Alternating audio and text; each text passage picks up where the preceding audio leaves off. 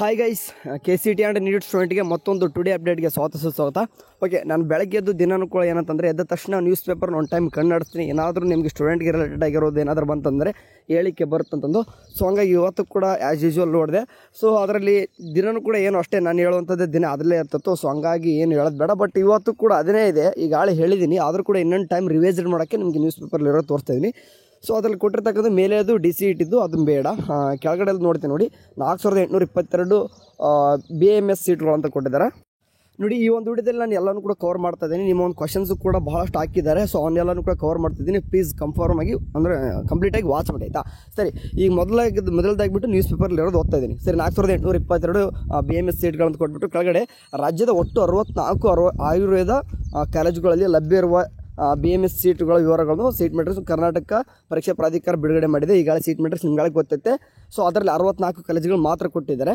So next ಒಟ್ಟು 4822 ಸೀಟುಗಳು ಲಭ್ಯವಿದ್ದು ಹೈದರಾಬಾದ್ ಕರ್ನಾಟಕ ಕೋಟಾದಡಿಯಲ್ಲಿ 244 ಸೀಟ್ಗಳಿದ್ದಾವೆ.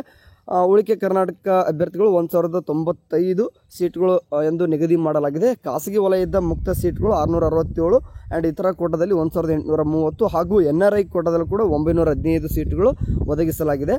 ಸೊ ಮತ್ತೆ ನೋಡಿತಂತಂದರೆ NCC ಸೇನೆ ಮತ್ತು CAPF ಹಾಗೂ ಅಂಗವಿಕಲರ ಕೋಟಾ ಸೀಟುಗಳನ್ನು ಒಟ್ಟುಗೂಡಿಸಿ 4822 ಸೀಟುಗಳು ಹಂಚಿಕೆ ಆಗಲಿವೆ ಎಂದು KA ನಿನ್ನೆಲ್ಲ ಹಾಳಿಬಿಟ್ಟು ಸೀಟ್ ಮೆಟ್ರಿಕ್ಸ್ ಬಿಟ್ಟರಲ್ಲ, ಮೊನ್ನೆ ಗೊತ್ತಾಯಿತು. ಸೊ ಹಂಗಾಗಿ ಇಷ್ಟು ಎಲ್ಲ ಸೇರಿಬಿಟ್ಟು 4822 ಸದ್ಯಕ್ಕೆ 64 ಕಾಲೇಜುಗಳು ಪ್ರೊವಿಷನಲ್. ಓಕೆ, ಮೆನ್ಷನ್ ಮಾಡಿದ್ದಾರೆ, ಪ್ರೊವಿಷನಲ್ ಅಂತ ಮೆನ್ಷನ್ ಮಾಡಿದ್ದಾರೆ. ಸೊ ಹಂಗಾಗಿ ಫೈನಲ್ ಬರಬೇಕು. ಇನ್ನೂ ಸ್ವಲ್ಪ ಕಾಲೇಜಸ್ ಇನ್ಕ್ರೀಸ್ ಆಗ್ತಾ ಅಂದ್ಕೊಂಡಿದ್ದೀನಿ. ಯಾಕಂದರೆ ಹೋದ ವರ್ಷ ಕಂಪೇರ್ ಮಾಡಿತ್ತಂದರೆ ಕಾಲೇಜುಗಳು ಕಡಿಮೆ ಇದಾವೆ ಸದ್ಯಕ್ಕೆ ಈಗ ನಮಗೆ ಪ್ರೊವಿಷನಲ್ ಒಳಗೆ. ಸೊ ಹಂಗಾಗಿ ಕಂಪ್ಲೀಟಾಗಿ ಆಯುಷ್ ಇಲಾಖೆಯಿಂದ ಕರೆಕ್ಟಾಗಿ KA ಕರೆಕ್ಟಾಗಿ ಸೀಟ್ ಮೆಟ್ರಿಕ್ಸ್ ಬಂದಿಲ್ಲ. ಸೊ ಹಂಗಾಗಿ ಇನ್ನೊಂದು ಟೈಮ್ ಬರುತ್ತೆ ಆಯಿತಾ. ಆ್ಯಂಡ್ ಅದೇ ರೀತಿ KAದಲ್ಲಿ ಬಂದು ಏನಾದರೂ ಅಪ್ಡೇಟ್ಗಳಿದಾವೆ ಅಂತ ನೋಡಿತಂದರೆ ಯಾವುದೇ ರೀತಿ ಸದ್ಯಕ್ಕೆ KAದಲ್ಲಿ ಸದ್ಯಕ್ಕಂತೂ ಏನೂ ಕೂಡ ಅಪ್ಡೇಟ್ಸ್ಗಳು ಸಿಕ್ಕಿಲ್ಲ. ಓಕೆ, ಸರಿ, ಈಗ ಒಂದೊಂದಾಗಿ ಕಾಮೆಂಟ್ಗಳಲ್ಲಿ ಇರತಕ್ಕಂಥ ಆನ್ಸರ್ನ ಅವನು ಓದ್ತಾ ಹೋಗ್ತೀನಿ ಈಗ ಆಯಿತಾ. ಸರಿ, ವೆಯ್ಟ್. ಸರಿ, ನೋಡಿ ಒಬ್ಬೊಬ್ರು ಹಾಕ್ಕೊಂತಿದ್ದಾರೆ. Good afternoon sir, in seat matrix all the BAMS colleges are not present, what do sir. ನೋಡಿ, ನೀವೇನು ಕೂಡ ಮಾಡೋ ಅವಶ್ಯಕತೆ ಇಲ್ಲ. KAದವ್ರು ಏನು ಮಾಡ್ತಾರೆ ಅಂತಂದರೆ ಇನ್ನೊಂದು ಟೈಮು ಆಯುಷ್ ಇಲಾಖೆ ಕಡೆಯಿಂದ ಏನು ಮಾಡ್ತಾರೆ, ಫೈನಲ್ ಸೀಟ್ ಮೆಟ್ರಿಕ್ಸ್ ಅಂತಂದು ಇನ್ನೊಂದು ಟೈಮ್ ತೊಗೊಂಡ್ಬಿಟ್ಟು ನೀಟಾಗಿ ಹಾರಿಜಾಂಟಲ್ ವರ್ಟಿಕಲ್ ಮೂಲಕ ಯಾವ ಸೀಟು ಎಲ್ಲೆಲ್ಲಿದ್ದಾವೆ ಎಲ್ಲ ಡಿಸ್ಟ್ರಿಬ್ಯೂಟ್ ಮಾಡಿಬಿಟ್ಟು ಇನ್ನೊಂದು ಸೀಟ್ ಮೆಟ್ರಿಕ್ಸು ಫೈನಲಾಗಿ ಸೀಟ್ ಮೆಟ್ರಿಕ್ಸ್ ಬಿಡ್ತಾರೆ. ಬಿಫೋರ್ ಸೆಕೆಂಡ್ ರೌಂಡ್ ಸ್ಟಾರ್ಟ್ ಆಗೋಕ್ಕಿಂತ ಮುಂಚೆಗೆ ಬಿಡ್ತಾರೆ. ವರಿ ಮಾಡ್ಕೊಬಿಡಿ ಆಯಿತಾ. ಸೀಟ್ಗಳು ಹೋದ ವರ್ಷಕ್ಕೆ ಗೊತ್ತಿರುವಾಗ 84ರಿಂದ 85 ಕಾಲೇಜಸ್ ಇದ್ದಲ್ವಾ, ಆಲ್ಮೋಸ್ಟ್ ಅಷ್ಟು ಇರ್ತವೆ. ಓಕೆ, ಈ ಸದ್ಯಕ್ಕೆ ಪ್ರೊವಿಷನಲ್ ಒಳಗೆ ಅಷ್ಟು ನಿಮಗೆ ಬಿಡಬೇಕು, ಸಮಾಧಾನಕರವಾಗಿ ಬಿಡಬೇಕಿತ್ತು. ಯಾಕಂದರೆ ಫಸ್ಟ್ ರೌಂಡ್ ಕೂಡ ಬಿಟ್ಟಿಲ್ಲ, ಇನ್ನೂ ಕೂಡ ಬಿಟ್ಟಿಲ್ಲ ಅಂತಂದರೆ ಭಾಳಷ್ಟು ಮಾತುಕತೆ ಬರ್ತನಕ್ಕೋಸ್ಕರ ಸದ್ಯಕ್ಕೆ ಸೀಟ್ ಮೆಟ್ರಿಕ್ಸ್ನ ಎಷ್ಟಿದೆ ಅಷ್ಟು ಕೊಡ್ರಿ ಅಂತ ಕೇಳ್ಕೊಂಡಿದ್ರಿ ಅನ್ನೋ ಮೇ ಬಿ KAದವರು ಅಷ್ಟು ಸದ್ಯಕ್ಕೆ ಬಿಟ್ಟಿದ್ದಾರೆ. ಫೈನಲ್ ಬಿಡ್ತಾರೆ, ವರಿಬೇಡ sir. Okay sir, choice to medical candidates after payment is there anything else to do. ನೋಡಿ, ನೀವು ಚಾಯ್ಸ್ ಟು ಕೊಟ್ಟರೆ ಮುಗೀತು ಅಷ್ಟೇ, ಮತ್ತೇನು ಬೇಡ.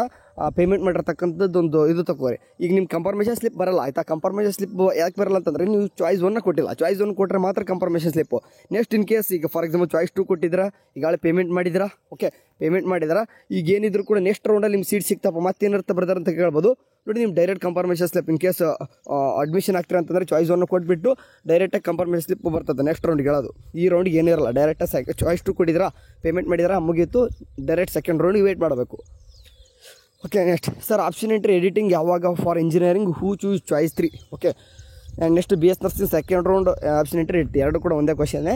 ಸೊ ನೀವು ಯಾವುದೇ ಒಂದು KCET ಸ್ಟೂಡೆಂಟ್ ಆಗಿರಲಿ, ನೀವು ಚಾಯ್ಸ್ 2 ಕೊಟ್ಟಿದ್ರು ಅಥವಾ ಚಾಯ್ಸ್ 3 ಕೊಟ್ಟಿದ್ರು ಅಥವಾ ಸೀಟ್ ಅಲಾಟೆಡ್ ಆಗಿ ಲೋ, ನಿಮ್ಗೆಲ್ಲರಿಗೂ ಕೂಡ ಮತ್ತು BAMSಗೋಸ್ಕರ ವೇಟ್ ಮಾಡ್ತಾ ಇರೋರು ಎಲ್ಲರೂ ಕೂಡ ನೋಡಿ, ಎಲ್ಲರೂ ಕೂಡ ಒಮ್ಮೆಲೆ ಸ್ಟಾರ್ಟ್ ಆಗ್ತದೆ. ಯಾಕಂದರೆ KCET ನೀಟ್ ಕಂಬೈಂಡಾಗಿ ನಡೀತದೆ. ನಿಮಗೆ ಗೊತ್ತಿರಬೇಕು, ಇವತ್ತೆಷ್ಟು ಡೇಟ್ ಬಂದುಬಿಟ್ಟು 18 ತಾರೀಕು. ಸೊ ಹಂಗಾಗಿ ನಾಳೆ MBBS ಮತ್ತು ಡೆಂಟಲ್ದು ನಾಳೆ ಲಾಸ್ಟ್ ಡೇಟ್ ಅಡ್ಮಿಷನ್ ಇರೋ ಕಾರಣ ಸೊ ನಾಳೆಗೆಲ್ಲನೂ ಕೂಡ ಕ್ಲೋಸ್ ಆದರೆ ಅಥವಾ ಒಬ್ಬೊಬ್ಬಂದು ಎಕ್ಸ್ಟೆಂಡ್ ಆದರೂ ಕೂಡ 20ವರೆಗೂ ಕೂಡ ಆಗಿದ್ರೂ ಸಹಿತ ಆಯಿತಾ. ಇವತ್ತು ಬಂದುಬಿಟ್ಟು ಯಾರಿಗೆ MBBS ಮತ್ತು ಡೆಂಟಲ್ ಸ್ಟೂಡೆಂಟ್ಗೆ ಏನಂತಂದರೆ ಇವತ್ತು ಪೇಮೆಂಟ್ ಮಾಡೋಕ್ಕೆ ಮತ್ತು ಕನ್ಫರ್ಮೇಷನ್ ಸ್ಲಿಪ್ ಡೌನ್ ಮಾಡೋಕ್ಕೆ ಇವತ್ತು ಲಾಸ್ಟ್ ಡೇಟ್ ಕೊಟ್ಟವ್ರೆ. ನಾಳೆ ಲಾಸ್ಟ್ ಡೇಟ್ ಅಡ್ಮಿಷನ್ ಕೊಟ್ಟರೆ ಸದ್ಯಕ್ಕೆ ಇರತಕ್ಕಂಥ ಶೆಡ್ಯೂಲ್ ಪ್ರಕಾರ ಆಯಿತಾ. ಸರಿ, 20ವರೆಗೂ ಕೂಡ ಹೋದರೂ ಕೂಡ ಏನು ಆಶ್ಚರ್ಯ ಇಲ್ಲ. 1 ಡೇ ಎಕ್ಸ್ಟೆಂಡ್ ಆದರೂ ಕೂಡ ಏನು ಆಶ್ಚರ್ಯ ಏನಿಲ್ಲ. ಯಾಕಂದರೆ 21ಗೆ ಏನು ಮಾಡ್ತಾರೆ, MCC ಸ್ಟಾರ್ಟ್ ಆಗೋ ಕಾರಣ ನಮ್ಮದು 21ಗೆ ಸ್ಟಾರ್ಟ್ ಮಾಡ್ಕೋಬೋದು. ನಮ್ಮದು ಕೂಡ ಅದು 20ಗೆ ಸ್ಟಾರ್ಟ್ ಮಾಡ್ಕೊಂಡ್ರೆ ಏನಿಲ್ಲ. ಬಟ್ ರಿಸಲ್ಟ್ ಮಾತ್ರ ಗೊತ್ತಿರುವಾಗೆ KAದವ್ರು ಕೂತು ಕಡಾಖಂಡಿತವಾಗಿ ಹೇಳಿಬಿಟ್ಟವ್ರೆ, MCC ರಿಸಲ್ಟ್ ಬರೋರು ಕೂಡ ನಮ್ಮಲ್ಲಿ ಫೈನಲ್ ರಿಸಲ್ಟ್ ಬಿಡಲ್ಲ, ಬಿಟ್ಟರು ಸಹಿತ ಪ್ರೊವಿಷನಲ್ ಬಿಡ್ತಿರ್ತೀವಿ ಅಂತ ಹೇಳಿದ್ರೆ ಹೊರತು ಫೈನಲ್ ರಿಸಲ್ಟ್ ಬಿಡಲ್ಲ ಅಂತ ಹೇಳಿದ್ರೆ. ಸೊ ಹಂಗಾಗಿ 1 ಡೇ ಎಕ್ಸ್ಟೆಂಡ್ ಆಗ್ಬೋದು. 21 ಮೇ ಬಿ 21ಲಿಂದ ನಮಗೆ ಸೆಕೆಂಡ್ ರೌಂಡ್ ಸ್ಟಾರ್ಟ್ ಆಗೋದು. ಅಂದರೆ ಆಪ್ಷನ್ ಎಂಟ್ರಿ 22 ಅಂದರೆ 21 ಅಥವಾ 22 ಅಥವಾ 23 ಈ 3 ದಿನದಲ್ಲಿ ನಿಮಗೆ ಆಪ್ಷನ್ ಎಂಟ್ರಿ ಕೊಡ್ತಾರೆ. ಸದ್ಯಕ್ಕೆ ಡೇಟ್ ಅಂತೂ ಎಲ್ಲೂ ಕೂಡ ಅಫಿಷಿಯಲ್ ಆಗಿ ಅನೌನ್ಸ್ಮೆಂಟ್ ಆಗಿಲ್ಲ. ಸರಿ, ನೆಕ್ಸ್ಟ್ ಸರ್ ನನಗೆ ಬಿ ಫಾರ್ಮಸಿ ಸೀಟ್ ಸಿಕ್ಕಿದೆ, ಚಾಯ್ಸ್ 3 ಕೊಟ್ಟಿದ್ದೀನಿ, ಮೇಲೆ MBBS ಕಾಲೇಜಸ್ ಇದ್ದಾವೆ, ನಾನು BMS ಪಾರ್ಟಿಸಿಪೇಟ್ ಮಾಡಬೇಕು ಅಂತಿದ್ದೀನಿ. ಸೊ ಕಾಶನ್ ಡಿಪಾಸಿಟ್ ಕಟ್ಟಬೇಕಾ? ನೋಡಿ, ನೀನು BMSಗೆ ಅಷ್ಟೇ ಪಾರ್ಟಿಸಿಪೇಟ್ ಮಾಡ್ತೀನಿ ಅಂತಂದರೆ ನೀಗೇನು ಕಟ್ಟೋ ಅವಶ್ಯಕತೆ ಇಲ್ಲ. ನಿನಗೆ MBBS ಸೀಟ್ ಮೇಲ್ಗಡೆ ಇರಲಿ ನಾನು ಪಾರ್ಟಿಸಿಪೇಟ್ ಮಾಡ್ತೀನಿ, MBBS ಬೇಕು ಅಂತಂದರೆ ಮಾತ್ರ ಕಟ್ಟಬೇಕು. ಈಗೆಲ್ಲ ನೀವು ಕಟ್ಟದೆ ಹೋದ್ರೆ ಏನಪ್ಪ ಆಗ್ತದೆ ನಿಮ್ಗೆ ಅಂತಂದ್ರೆ ಹೇಳ್ತೀನಿ ನೋಡಿ, ಆ MBBS ಸೀಟ್ಗಳು ಆಟೋಮೆಟಿಕ್ಲಿ ಡಿಲೀಟ್ ಆಗ್ತವೆ ಅಷ್ಟೇ. ಅಂದರೆ ಕಾಶನ್ ಡಿಪಾಸಿಟ್ ಯಾಕೆ ಇಟ್ಟಿದ್ದಾರೆ, MBBS ಸೀಟ್ ಬಗ್ಗೆ ನಿಮಗೆ ಸ್ವಲ್ಪ ಅವೇರ್ನೆಸ್ ಇರಲಿ. ಯಾಕಂದರೆ ಒಟ್ರಾಸಿ ಎಲ್ಲನೂ ಕೂಡ ಹಾಕೋದಿದ್ರೆ ಸುಮ್ಮನೆ ಅವ್ರಿಗೆ ಪ್ರಾಬ್ಲಮ್. ಓಕೆ, ಸುಮ್ಮನೆ ಎಲ್ಲನೂ ಕೂಡ ಹಾಕೊಂಡು ಕೂತ್ರೆ ಅದಕ್ಕೊಂದು ಇದು ಇರ್ತದೆ, ಕಿಮ್ಮತ್ತಿರ್ತದೆ ಅದಲ್ವ. ಹಾಗಾಗಿ MBBS ಸೀಟ್ಗೆ ಮಾತ್ರ ಏನು ಮಾಡಿದ್ದಾರೆ ಅಂತಂದರೆ ಕಾಶನ್ ಡಿಪಾಸಿಟ್ ಇಟ್ಟಿದ್ರೆ ನೀವು BMSಗೆ ಪಾರ್ಟಿಸಿಪೇಟ್ ಮಾಡ್ತಾರೆ ಅಂತಂದರೆ ಯಾವುದೇ ರೀತಿ ದುಡ್ಡು ಕೊಟ್ಟೋ ಅವಶ್ಯಕತೆ ಇಲ್ಲ. ಬಟ್ MBBS ಸೀಟ್ಗಳು ಡಿಲೀಟ್ ಆಗ್ತವೆ ಕಾಶನ್ ಡಿಪಾಸಿಟ್ ಕಟ್ಟದೆ ಹೋದ್ರೆ ಅಷ್ಟೇ. Okay, second round cut off list send ಮಾಡಿರಿ. ನೋಡಿ, ಇದನ್ನು ಕೇಳ್ತಿದ್ರಿ, ಒಂದು ಥಿಂಕ್ ಮಾಡಿರಿ, ನಿಮ್ಮ ಕೌನ್ಸಿಲಿಂಗ್ಗೆ ಎಷ್ಟು ಗೊತ್ತಿದೆ ಗೊತ್ತಿಲ್ಲ ನನಗಂತರೂ. ಕಟ್ ಆಫ್ ಯಾವಾಗ ಬರ್ಬೇಕು ಹೇಳಿ? ರೌಂಡ್ ಅಂದರೆ ರಿಸಲ್ಟ್ ಬಂದು ಆದ ನಂತರ, ಹೌದಲ್ವಾ? ಈ ಫಸ್ಟ್ ರೌಂಡ್ ಮುಗಿದಿದೆ, ಹಂಗಾಗಿ ಫಸ್ಟ್ ರೌಂಡ್ ಕಟ್ ಆಫ್ ಇಟ್ಟಿದ್ದಾರೆ. ಸೆಕೆಂಡ್ ರೌಂಡ್ ಎಲ್ಲರೂ ಕೂಡ ಅಲಾಟ್ಮೆಂಟ್ ಆಗಬೇಕು.